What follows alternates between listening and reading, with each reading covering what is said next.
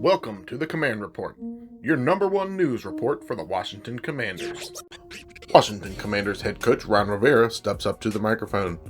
Let's hear what he has to say. How hard is it to tell your players to slow down in those circumstances? Well, it's one of the things that's been, a topic of conversation. We just got to be careful out there and work with each other. The last thing we want is somebody to be hurt. And we're fortunate that, Damian, got a little sore shoulder, and that's about it, thank goodness. But still, there's a certain discipline that I try to get across to the guys that they understand. That when we talk about doing things a specific way, there's a reason why. The reason why is we don't want to see guys get hurt. But that's part of the discipline, and that's part of the things that we still have to learn. Last year I talked to you guys about my concern being the maturity, and I felt I was concerned about it. I don't feel that way about that. I really don't, because I feel something different. I see something different from our guys, and part of it now is being able to control that. I mean, there's a lot of enthusiasm. I really appreciate the way they practice hard. And they get competitive every now and then, but we've got to have the discipline to understand. And I asked them, I gave them an example. I said, what if somebody came and pokes you in the eye? And we're driving to kick the game-winning field. Are you going to slug somebody? We can't do things like that. So that was just a little bit of lesson. It was a good opportunity to make sure the players understand. Hey, Ron, how much the balance, too, with a guy like Was there something egregious about that hit? Because we've seen people go down in OTAs before, but was there something extra there that really set you off? No, just the fact that we've got to be smarter than that. I mean, that's the discipline that I'm talking about, understanding. If he'd come up and pulled up at the last second, we'd have known he'd been there. You know what I'm saying? We don't need to see the collision. I mean, and part of it, too, is Jeremy knows better. And I told Jeremy I'm disappointed in him because I know who he is, and he's the right kind of guy. He's the kind of guy you want on your football team. He's the kind of guy you want on the football field because, for the most part, he does smart things. I was going to ask you that, too, when you have a guy who, in Jeremy's case, is always trying to make Yep. the roster. For him to pull back at any point probably feels like it's something. Does he have that luxury to do that? So what's that balance? I think he does. I think because of who he is as a young man and who he's been a football player for us, that he has that luxury, and we'd understand that we would see that for sure. Switching gears, your impressions of Carson over a couple weeks, what has really jumped out to you? I really like his command of our offense. When you listen to him in the huddle, you listen to him talk to his teammates about certain aspects of the play. He gets it, and seeing him getting his teammates lined up and communicating is I think, a real positive for us. I know it gives me confidence, but when he's in the huddle calling the plays the way he does, I know his teammates can feel the confidence. Just wanted to run down a couple guys that we saw on the side field. Curtis Samuel, Antonio Gibson, were those just rest days? No, Curtis was a rest day out of an abundance of caution. He had a real good day on Monday, worked really hard. Came in the next day, he was a little bit tight, and in talking with with him and talking with Al Bellamy, we decided, hey, let's just be smart. We've had a really good offseason. He's participated. He's been in the middle of everything. So we backed off, and we thought we'd back off these 2 days. And we're really looking forward to seeing him back out on the field on minicamp on Tuesday. And Antonio? Oh, Antonio he got a little twinge in the hamstring, so we shut him down. He came up on Monday in practice, right in the middle of practice. He came over the sideline, and he kind of grabbed the back of his leg, and they went over, checked him, and they came to me and said, so we shut him down too. So we're just trying to be smart and not let little things become big things as far as both those guys are concerned.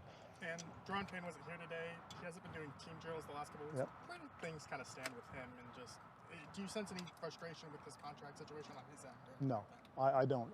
And in talking with Deron and stuff like that, Deron's doing what he feels is better for him right now as far as that situation. So we respect that.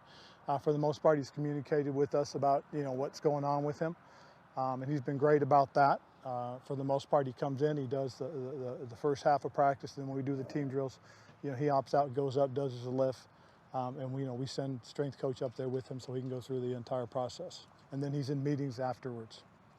Do you expect Deron and Terry to be here for mandatory minicamp next I week? expect all our players to be here because it is mandatory.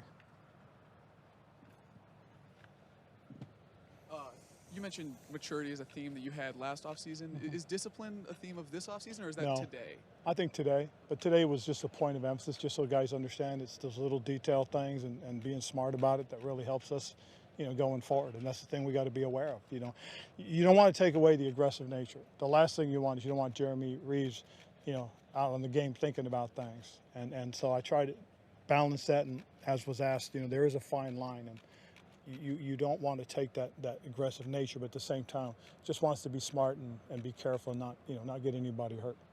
And I know obviously it's still June, but is there a theme that you see kind of emerging like last year that you'd like your team to focus on most?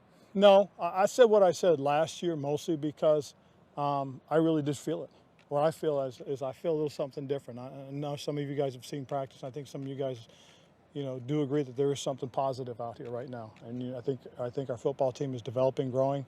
We've played a lot of young guys the last 2 years, which is a good thing. That means they're experienced, they understand, they get it. They've had a year of success, they had a year of getting their butts kicked. But I think we understand that. And I sense that I told the guys this too at the last huddle up, that there's a maturity about the core group of guys we have that I like. I'll say that. And we'll see what happens.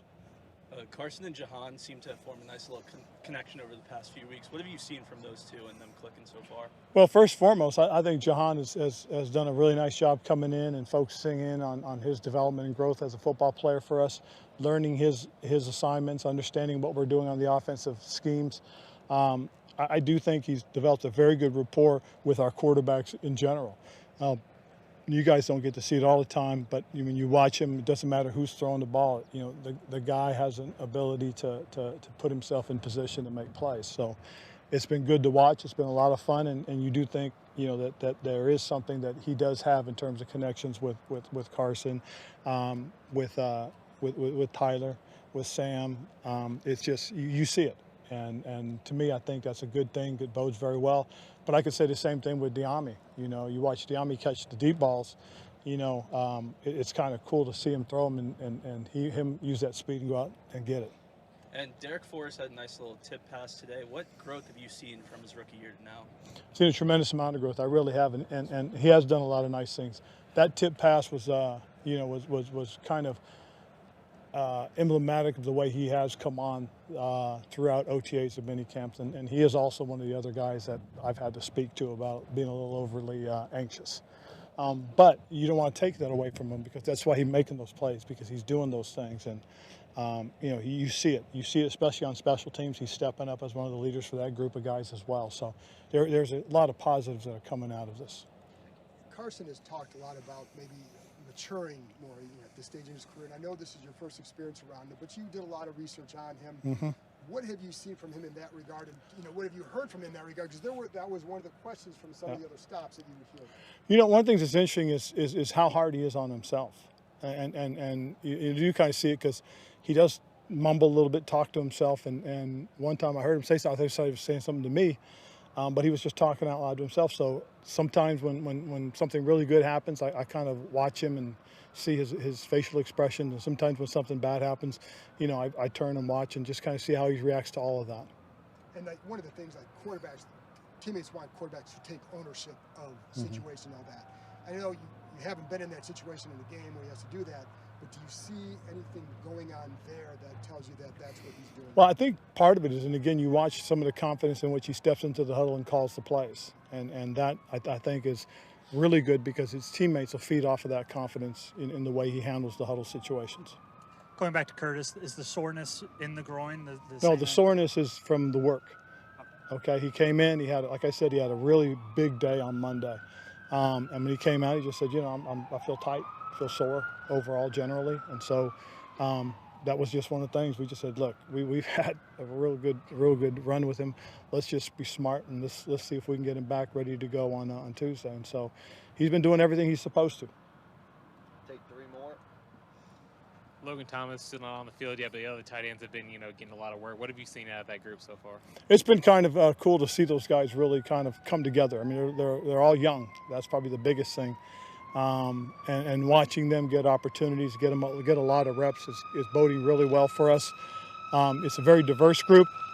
I think John Bates right now has done a heck of a job, and all those young guys seem to be following his lead. And it's kind of interesting because, I see Logan wants to go over there, but he's got to come over here and work with the trainers and the strength conditioning guys. But it's all a matter of time before we get him back out on the field too. And you mentioned that AGG, his blocking is going to really be a determination where he kind of fits in there. I mean, have you seen any kind of improvements from him? Oh yeah. I mean, and again, we're not in pads, but get a chance to watch him work with his coaches, position coaches, and you see it. You see the willingness to try to learn, and that's been really good. But the really cool thing though is you see him jumping in and really giving it a real go, and that I think has really been pleasing. Is Samus okay? Who? Samus? Samus had a. I'm not sure what to call it, but he had a little something that he's got to take care of physically. He has an old screw from something that he had done way back when that's been irritating. So they were gonna take care of it. So we've had to be careful with him the last few days. So he'll need knee surgery at some point? No, I didn't say surgery. Okay, they're gonna take care. No, it's the screw. Because he had something that happened a long time ago into one of those whatever, and but it should be something that should be very easily taken care of, and he should be fine. Okay. No, he's not out for the season. No. See, one of the skills you can learn is listening. Okay, listening, not interpreting, not interpreting. I'd like to hear all the skills you think parents should pick up on. Wow. All right. Thanks, We're good. All right. Thank you, guys. Thanks for tuning in to the Command Report. Please like, share, subscribe, and turn on that notification bell to stay up to date with all the latest Washington Commanders